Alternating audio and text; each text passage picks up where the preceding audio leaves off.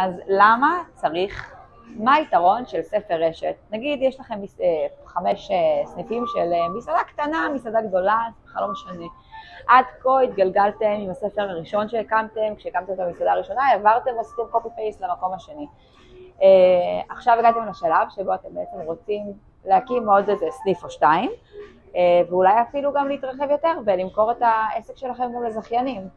אז מה פה שונה? אז בעצם אנחנו רוצים לייצר איזושהי שיטת עבודה ותשתית עבודה שאפשר לשכפל אותה בקלות, וגם לייצר אחידות, גם במוצר, גם בלוק אנד פיל של המקום, באווירה, באנרגיה, בהכל. מהרצפה והתקרה והתמונות לתחזוקה הכללית, לשירות, למוצר וכן הלאה.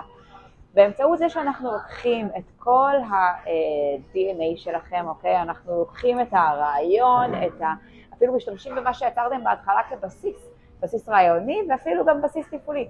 אבל אנחנו גם משדרגים את זה ומרעננים את הכל, את כל נהלי העבודה שלכם.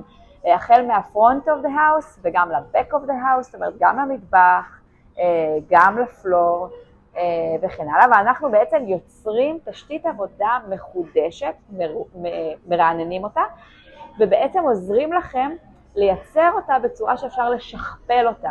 ואז את הדבר הזה אנחנו גם מטמיעים בשטח.